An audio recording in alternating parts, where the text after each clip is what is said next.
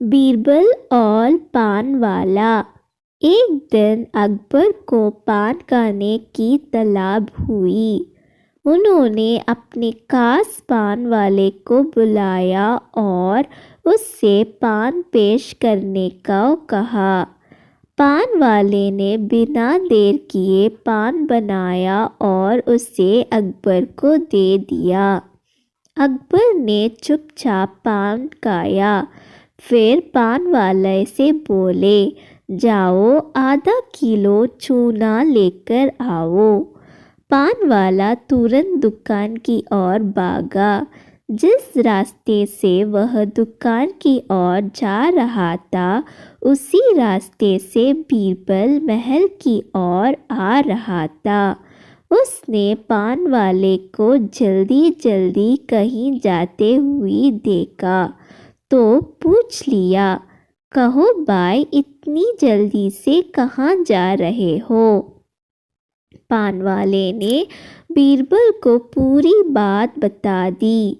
पूरी बात सुनने के बाद बीरबल बोला, ठीक है भाई, तुम जाओ दुकान से चूना खरीद लो, लेकिन एक बात ध्यान रखना, बादशाह सलामत के पास जाने के पहले ढेर सारा घी पीकर जाना।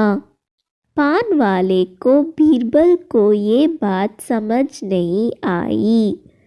उसे हैरान देखकर बीरबल बोला, हैरान मत हो, मैंने जैसे कहा है वैसा ही करो। मैं भी राजमहल पहुंच रहा हूँ, वहाँ तुम्हें पूरी बात बताऊंगा। पान वाला बीरबल के कहे अनुसार ढेर सारा घी पीकर अकबर के पास पहुंचा।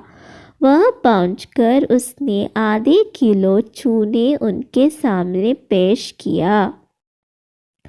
चूना देखकर अकबर ने पान वाले को आदेश दिया, ये पूरी चूना तुम्हें अभी हमारे सामने खाना होगा।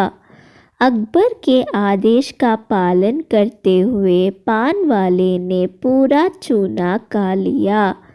चूना खाने के बाद भी जब वह सही सलामत अकबर के सामने खड़ा रहा तो अकबर को हैरानगी हुई।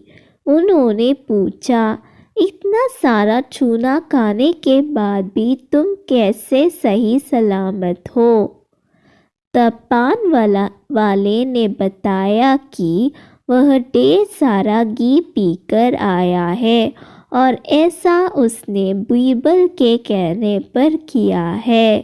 अकबर ने बीरबल की ओर नज़र घुमाई तो बीरबल बोला, जब मुझे पान वाले ने बताया कि पान खाने के बाद आपने बिना कुछ कहे उसे आधे किलो चूना लेने के लिए कहा है तो मुझे शक हुआ कि गलती से उसने आपसे ज़्यादा चूना डाल दिया होगा और आपके मुंह में छाले हो गए होंगे।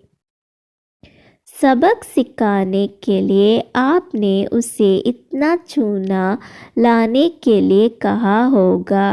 हुजूर, इतना चूना खाने के बाद बेचारा पान वाला जान से जाता।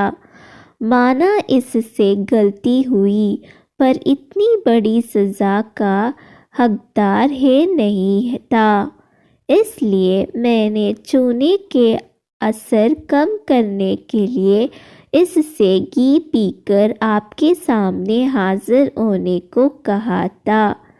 अकबर बीरबल की अक्लमंदी पर खुश हुए और पान वाले को अगली बार ऐसी गलती ना करने के लिए आगाह कर जाने दिया।